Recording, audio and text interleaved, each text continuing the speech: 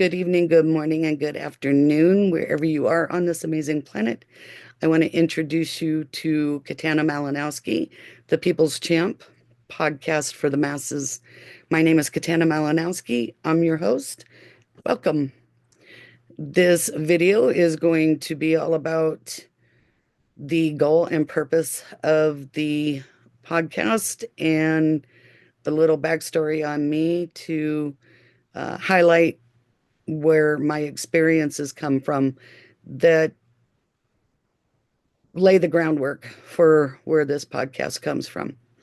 So, first and foremost, the goal and purpose of this podcast is to amplify the voices of the people to our elected officials, to our political leaders, to be seen, to be heard, to be understood in a way that we currently aren't being heard, being seen, being understood, sometimes by choice. And I know that collective voices are heard much easier than individual voices, though I am a firm believer that one voice makes a difference. I know that I have added my voice to different causes, and I know that I've made a difference. I didn't used to believe that I could until I actually saw the results, and they're all around me now. And they don't always happen overnight. Sometimes you have to wait a while before those things begin to appear in front of you. And it's kind of like growing a fruit tree, from what I understand. I have not done that, but I understand that they take a while to grow into maturity before they bear their fruit. That's the same that we get with our government. Now that leads me to 2 points that I want to make about this is one, that our elected officials make a lot of promises to get elected. Oh, I promise you I will get this passed. Oh, I promise you I will get that passed. When reality is that they can't make that kind of a promise because they can't keep that kind of a promise. The only thing they can promise to do is their best to get something passed, to get the support from the other people. They're not able to go in and do these things in a vacuum by themselves. They have to gain the support of other members, sometimes across the aisles, what they call bipartisan. And a lot of them aren't willing to do that, even at the expense of the people that they're representing. That's one of the things that we need to hold them accountable for.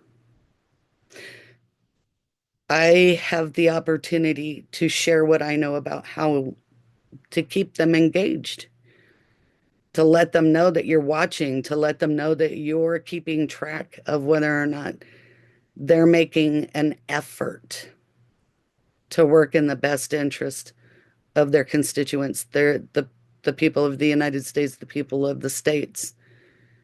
In order to be a United States, though, we need to come together and respect each other's opinions because we all have opinions. We all come from different cultures. We have different color hair. We have different sized bodies, different colored eyes, different ways of thinking, different ways of learning, different professions we prefer, different clothes we prefer, different foods we prefer. We could go on all day about all the differences we have. But I do feel that we could also go on all day about the ways that we're alike. And that's really what ultimately matters here. And I think that we want a nation that honors and respects the people and really makes an effort to demonstrate that. Now, it doesn't mean that everybody's going to get everything they want. That's just not possible. And to suggest otherwise is kind of absurd, and it breaks things down to the point where we're at now. How far down the line do you want things to be broken? Do we do things for the greater good, or do we do things for the individual specifically? Now, if it's certain things like disabilities that might come up, and there's a change that needs to take place to support that, then yeah, in that case, that is where you focus on the individual. There are times, there are places for that. And there's the necessity to nurture and help the community thrive. We have lost our community. I know that when I was young, I believe I saw more of that than not. We had, 4th of July in the park where even the mayor would come and there was food and games and activities and people laughing and hanging out. I didn't see anybody asking for anybody's ID cards or, you know, proving who they were. What church did you go to before they would have these experiences together? When the night fell, we saw fireworks. We enjoyed them. We went home to our homes. At the same time, I also remember how the neighborhoods would have neighborhood parties from backyard barbecues to in the in the home potlucks, and the neighbors knew each other. Oftentimes were babysitters or, dog sitters or whatever for one another. People supported each other. Heck, even the news used to report on good things that people did, and they put their news segments in that order.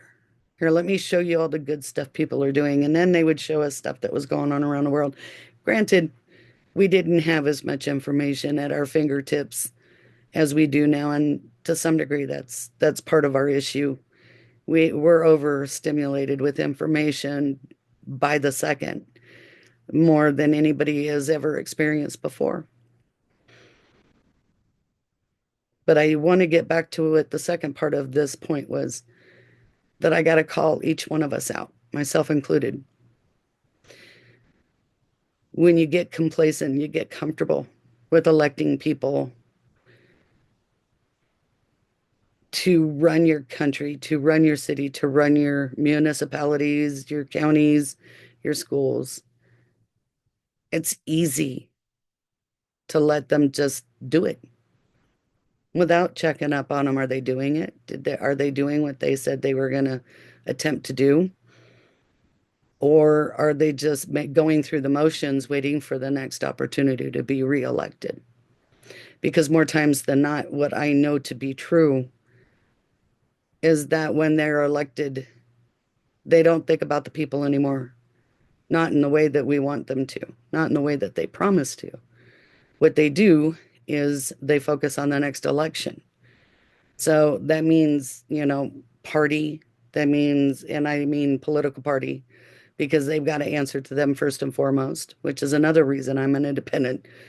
I prefer to make up my mind my way and understanding the substance of a candidate, not based off of what's next to their name.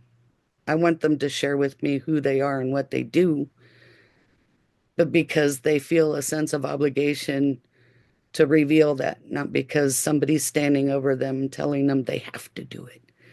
Don't hide. If you don't have anything to hide, then we're going to have more faith and trust in you. But for the people, when we're not engaging, when we're not holding these people accountable, we are equally responsible for the government that we get. I mean, all due respect. At the same time, I'm calling each and every single one of you and me out. I'm in that. I've been complacent. I've been comfortable. I didn't want to participate. I was put into a class that I had to take to graduate college when I got my bachelor's degree at the University of Nevada, Reno. I fought tooth and nail. I didn't need to take that particular political course in order to move through life. Their answer was, we need you to be well-rounded and educated about our system. At the University of Nevada, Reno, when I graduated, I had to take Nevada in politics. That's one of the things they wanted because they have a citizen legislature, which I argued quite to the detail explaining how it's not truly a citizen legislature, but that's again for another day. But you had to take it so that you knew and understood the process. Nevada has some very powerful tools for the citizens. At the same time, there's some very disempowering tools for the citizens. I know this all too well. In 2019, 2020, I was working to be elected state senator in Northern Nevada. COVID came, and the rules laid down by the two parties prevented me from being able to acquire the number of signatures I needed as an independent to get onto the general election ballot. So I was already going to be a little bit behind everybody else, behind the curve, because it required me to make a presence in the minds of the voters without the help of the primary election. And again, that's another thing that I will get into at a later date. It takes our participation. It really does. And every voice matters. Every single voice matters, even if you go to the polls and there's a button that says, I don't like any of these candidates. You have made a choice and you have stated it and you have shown it. It counts. It matters. It makes the system work. Now, we can get there.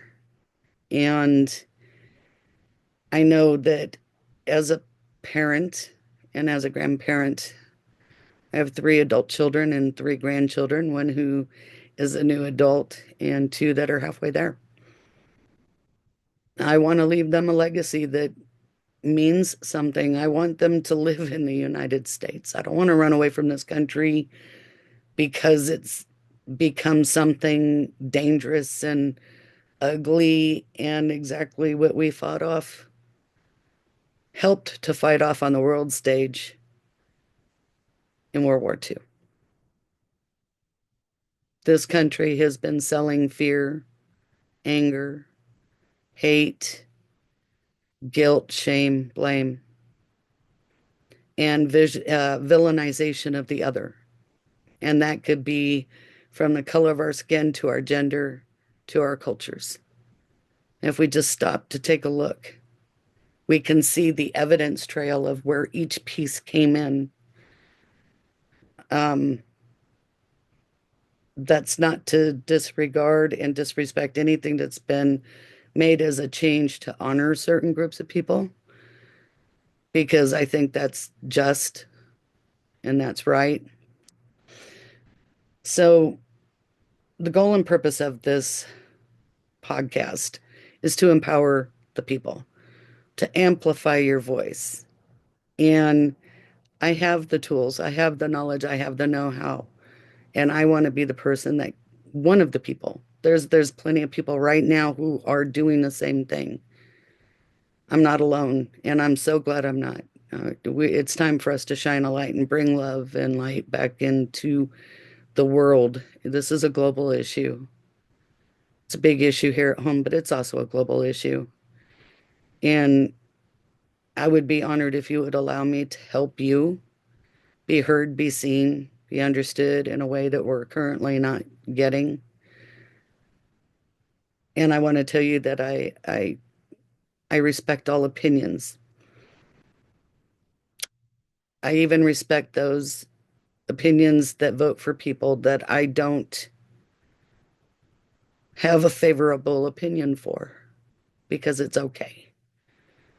What I'm not okay with is people that use violence and fear and coercion to have their needs met at the expense of the greater good. Because if the greater good thrives, they thrive as well. We can all have more than enough.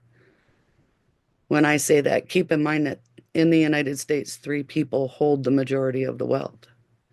Three out of 380, I believe 383 million people. We have a lot of people. Three people hold the majority of the wealth. And now they want to tell us and blame us and sell that fear, separate us, divide us, break us down, keep us fighting. There's a few words for it, and I don't mind sharing that that's fascism. Make people fear each other. There's no need for it. We can all have what we need. And one day we can be united enough to say, you know what, folks, you elected officials, you're all fired. We want a new way of doing things. I know I want to leave a country for the younger people that they're proud to take over and not have to fix all the problems that we've left them. That's a hope. I hope it comes true. I would really like to see some younger people come in with some newer ideas and some newer ways of thinking about things. It's their world. They've got to carry it forward, and we've got to respect that as somebody who's, I'm a couple years away from 60 years of age, and I really didn't think we would be where we're at today. I really never thought I would be watching a convicted felon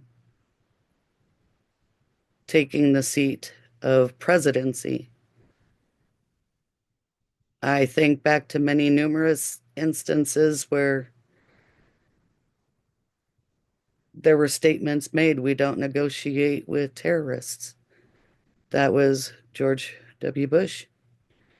We don't negotiate with terrorists. Well, unfortunately, 49.8% of the voters that showed up at the polls November 2024 decided that they wanted to vote exactly that into place.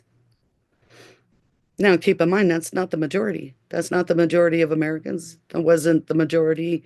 It was the majority of the voters that showed up, but by 1.5%.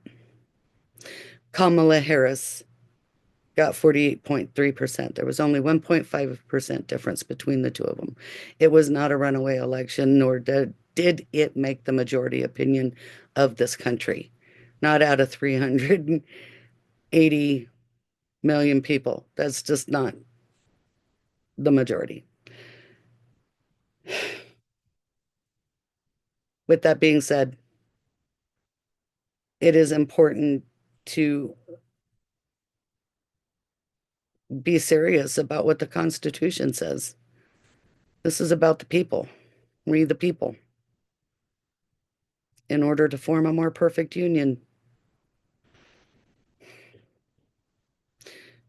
Unfortunately, we aren't the people right now, but I'd like to help make that change. I would like to help develop this into a more understanding, more civil situation for all of us, for our children, for our grandchildren, for the future of their children and grandchildren.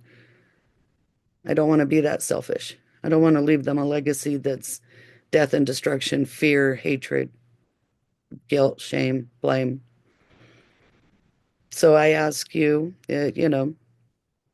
to allow me to help you. If you want to join me in this journey, I'd be honored. I want to hear your opinions, but I would like you to keep them civil and keep them nice. But I am very interested. I'm very, very curious as to what everybody's take is. What makes you support what you support? What is it that you're looking for in life ultimately? And I'm not joking. I don't want any jokes. I really would like some vulnerability and some, deep thoughts as to what it is that you would like to help develop into a stronger nation, the ways that you would like to help bring that about. Now, with regard to my experience, I have 17 years of hands-on experience in the political arena. I started into that 17-year stretch with independentvoting.org, where I met Dr. Lenora Falani, Jackie Salit, Quimendell, Kathy Stewart, Nancy Ross, and so many other amazing people. I couldn't possibly name them all here right now, though I would love to. People that came before. Dr. Fulani was the first woman to run for president and get on all 50 ballots. And I'm just in awe of them believing in me, having confidence in me, and supporting me along the way when I wasn't so sure that I had that same level of confidence that they did. I testified before the President's Commission on Election Administration in Denver, Colorado. I have gone to the legislature and presented my position on different bills. I have talked with city, county, state, and federal legislators about changing the political process to include everyone at every step of the process. A little quick caveat about independence is that in many states, they're either barred or have many barriers to full participation in the political process, primarily at the primary level, primary election level. We're all citizens, we all pay into the system, and yet independents are either barred or um, prevented from full participation. And that isn't truly representative. And again, we'll get into that again more later. I have a master's degree in legal studies with an emphasis in constitutional law. That also helped me to understand more in depth the processes and the interworkings of government from city all the way up to federal level. I know the laws. I did go to law school for a short bit. Um, there were some issues. I had to put that on the back burner, and that's okay. I'm okay with that because you know what? It's not too late to do something at any time. As long as we're still breathing, we can do something. And because I've always been about helping people, I feel that the knowledge that I've gained over the years through all of these experiences that I want to help people. So I want to help people understand the process. I want to help people learn how to engage with their elected officials and their political leaders and one another. I would love to have, some conversations with people so that we could get to better understanding why it is that we support what we support and how we can come together to respect, honor, and nurture different opinions. Be open, be open, be curious, be open. What if? Just think about that. What if? And then put whatever you want behind that. So, on that note, I'm going to leave you with that thought because I really feel that it's time to take these conversations to the next level. And I'm going to be here every Thursday with a new topic. Although, if I get a topic that a lot of people show interest in, I will keep talking about them. I know that I will revisit topics. I will be showing some tips on how to do different things like lobbying, which is not a bad word. It's only a bad word if you include money in politics. And again, that's another point in time.